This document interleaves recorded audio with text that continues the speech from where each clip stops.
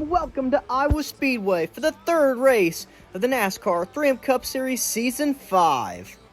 Last race we left off at Bristol, where we had a beating and banging fest with Chris Buescher bringing home his third career win. Joey Logano was oh so close. He crashed in that final lap, bringing out that caution. He's looking for some redemption today as we come to another Team Penske masterclass of a short track. Even though Team Penske's really good here, two cars up on that front row they have to watch out for. Ty Gibbs and Carson Hocevar right there, as you see. Fast race cars right there. Brian Blaney ended up qualifying third and Josh Berry fourth. So you got to watch out for those Penske cars, because if you don't, they're going to be right on your bumper, going in your inside and passing you for that race lead and winning once again another short track race. But all this Team Penske talk could be overshadowing what Joe Gibbs Racing has brought here today.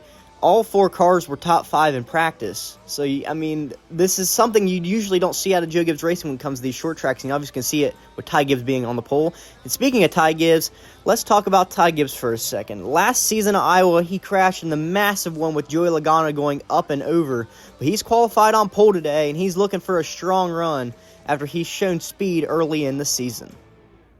But don't forget about his teammate, who's also the points leader in the chase, Chase Briscoe. He's had a great start to the season. He won the 500. He finished third at Bristol, and he finished 11th last season at Iowa. So he's looking for a strong run, as he's going to be starting fairly close to his teammate Ty Gibbs and also his affiliated teammate of Corey Heim. And the final driver to watch is Michael McDowell. He won the Season 5 Iowa race. He beat Brad Keselowski to the stripe, and he won that thing in an upsetting fashion. He's now moved to Spire Motorsports ever since then, and Spire knows they can get a driver like him to victory lane.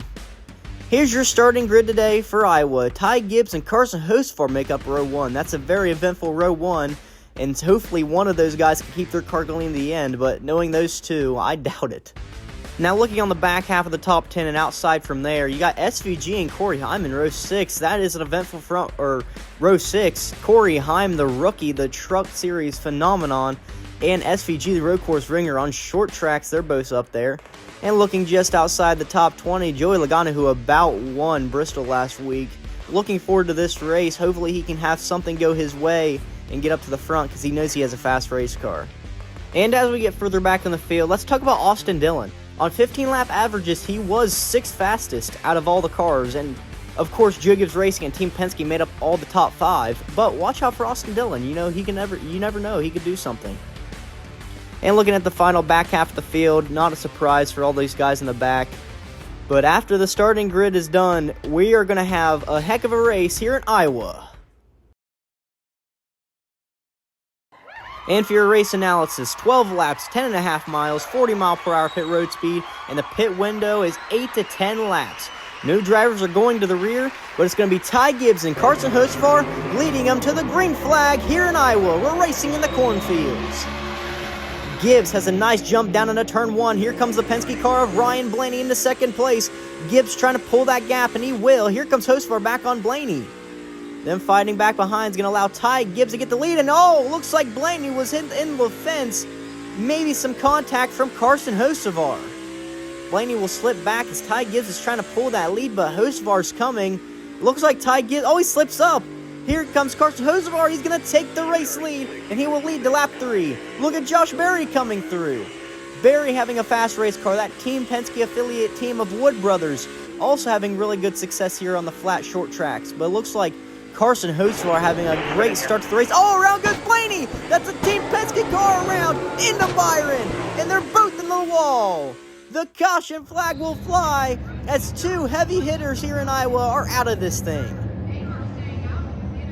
You can see the frustration in Ryan Blaney as he's trying to get that car back to pit road, but that car is destroyed. I don't think he's going to be able to continue. Man, he had a great race car. Again, Team Penske knows their stuff on this racetrack, and it's unfortunate to see him get taken out. Let's take a look at this thing. Looks like he just under-tied Gibbs and hit the fence, and then Byron just came in trying to dodge it, and he just clipped him with that right rear. Hey, looking at slow motion, yeah. Just racing incident, Ty Gibbs and Ryan Blaney just getting together. Looks like just Blaney was loose. That's what he was fighting. And unfortunately, it collects William Byron, who needed really good points today after 2 unfortunate weeks. You remember last week at Bristol, he was the pole sitter, Ended up getting caught up in that big one on the restart. Ended up finishing a lap down, being collected in that final lap crash with Joey Logano. And Ryan Blaney, don't even get me started on Ryan Blaney. He's had 3 DNFs now. 3 crashes in a row, Daytona, Bristol, and Iowa. He is definitely looking for something to go his way. As you take a look, only 3 cars involved in this wreck, even though it seemed way bigger than it actually was. But Ryan Blaney and William Byron will be out of this thing here at Iowa. As this caution gets cleaned up, we are going to have caution flag pit stops. Let's send it down to Ezra Green. Josh Berry comes from the pit road after being a very fast car in this race. Looks like 4 Goodyear tires and 2 cans of Sunoco fuel. Caution this car, the 77 car comes down. Looks like he will be taking the same as Josh Berry. We can compete with him as you come off pit road and into the next green flag run. Ty Gibbs comes down after spinning the car out and they put 4 new tires on that thing and 2 cans of Sunoco fuel. And looks like that they will be putting some wedge into the car after he spun out and saved it. The order off pit road does not change much as Carson Hocevar will win the race off pit road, but we have 6 race cars staying out on the racetrack. They all think that they can save enough fuel, especially with the caution flag, to get to the end of this race and potentially change their whole season around. Let's see if they can do it. Those 6 race cars stay out on the racetrack. Carson Hocevar and Josh Berry are the first cars to have fresh tires. We're back green in Iowa. Chase Elliott and Tyler Reddick staying on that strategy, trying to do something with it. Here comes, Hocevar around, big hit for Carson Hocevar. That's a massive hit in the outside wall. Ty Gibbs collected as well. Oh my goodness, many drivers in front of this thing are now destroyed. Austin Cindric, Kyle Larson, both guys that was above the cut line coming into the day. Denny Hamlin needed a good run after Bristol.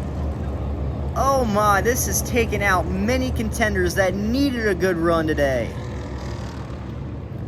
Hocevar is junked, Ty Gibbs is junked, Austin Cindric is junked, Larson with damage. A massive crash going into turn 1. Looks to be from the aggression of Carson Hocevar trying to go for it, trying to get as many positions as he possibly can. Let's take a look at this replay. It might have been some contact from Christopher Bell now looking at it. But Hocevar was the first on fresh tires, and he went for it, and he went into the wall.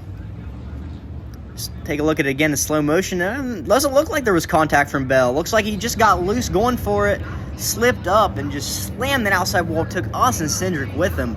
I think Cindric got the worst of that because he went from going on the restart, heading down into turn 1 to just dead stop in that outside wall, destroys that race car. All kinds of race cars DNF'd out of this one here. He got on the apron. When he went into the corner, you could see the back end kick around, and his front tire was on the apron. He tried to save it and just went right up the track in front of Austin Cindric. Another Team Penske car out of this thing. Joey Logano and Josh Berry is their only hope, as you can see Josh Berry barely getting through that wreck anyway. And you can see Hocevar still wrecking on your screen. He had a horrible crash. So did Cindric. So many cars DNF'd out of here. All 5 of those cars' races are basically done. Nobody's going to have a chance to win this thing. But that caution coming out really helps those drivers who stayed out. They can try to save fuel, and they might be able to make it to the end of this thing. But it's still Tyler Reddick and Chase Elliott out front. Those two both stayed out on that strategy, looking to save enough fuel to win and change their seasons around and try to punch their ticket into the chase with a good finish. 4 laps to go here at Iowa. The front row have both strategies completely different from the field. The green flag's back in the air. Elliott and Reddick, there's going to be some contact off of 2. Those two are trying to run away with it in case they run out of gas. They can try to save at the very end. Reddick! What a save from Tyler Reddick, but that does not help Chase Elliott at all because Christopher Bell is coming with those fresh tires. Now coming to 2 to go. Elliott trying to save enough, but Bell's coming like a heat-seeking missile to the back bumper to the 9. Can he get past him? Let's see. To the bumper. He's going to hit him. Trying everything he can because Josh Berry's coming. Another bumper. Here they come to the white flag. One more time around for Bell. Bell has never won, but here comes Josh Berry. There's contact made. This brings Keselowski into the frame now. Berry to the bumper of Bell. Final turn effort. Bumper to the back of the 20. Side by side off of 4. It's going to be the 21 of Josh Berry winning at Iowa. What a finish here at Iowa. Josh Berry winning their first race with the Wood brothers, and Josh Berry picking up his first career win in the NASCAR 3M Cup Series. What a finish. We need to unpack here. Bell with a horrible way to lose a race. 2 weeks in a row, he gets second place. Let's take a look at this. Bell had the lead. Berry was coming with those fresh tires, but Bell had him too. But Berry must have done something better on that pit stop to make that car better, because he was coming fast. Bumper to the back of the 20. They door slam. Berry's going to get the advantage, and he clears, and he wins the race. What a finish here in Iowa, and Josh Berry's going to burn it down. What a win for this team. An underdog team gets the win, and a Penske affiliate car does win a flat short track. Confetti falls as Josh Berry picks up his first win in the 3M Cup Series. Let's take a look at the race results. Christopher Bell getting another second place finish in a row. How about SVG picking up a top 5 here at Iowa? He's still going to be in the chase. He's had 3 really good race weekends, so he's trying to hold his ground. The next race at Cincinnati Street, he's definitely going to be looking for a way to try to get in that top 3. Looking further back in the field, Michael McDowell, last season's winner, gets a top 15 finish. Not bad, but the team definitely wanted more. But, I mean, McDowell, he's still in the top 5 of the chase, so he's looking forward to going to a road course next week, just like SVG. He's in the same situation as SVG, looking for another good run to lock themselves up as a chase contender. Further back in the field, the guys who were caught up in that wreck with Carson Hocevar, destroyed race cars and just all in the back. It sucks to see, especially for Ryan Blaney. He's going to be 35th in points after this race and going to a road course. Hopefully he can turn it around, but I don't see it happening till after Cincinnati. Let's take a look at your chase standings. Briscoe out with a massive lead of 51 points above the cut. We have a 3-way tie at the cut line. Jones, Larson, and Allmendinger all tied there. But look at the top 5. SVG in 4th, Berry in 5th, and McDowell is not top 5, he is 6th, but still very close. Suarez having a really good run, and then Chastain. All of Trackhouse's cars are in the top 8 of this. They have a really good start to the season and looking to continue it at Cincinnati. They're trying to get their driver Connor Zilic also in the chase, who just started today, had a decent run. So maybe next race at Cincinnati Street, he can have a better run and try to get into the chase. But at that cut line, that next race at Cincinnati is going to definitely produce a crazy one. But that's all here from Iowa. We'll see you in Cincinnati.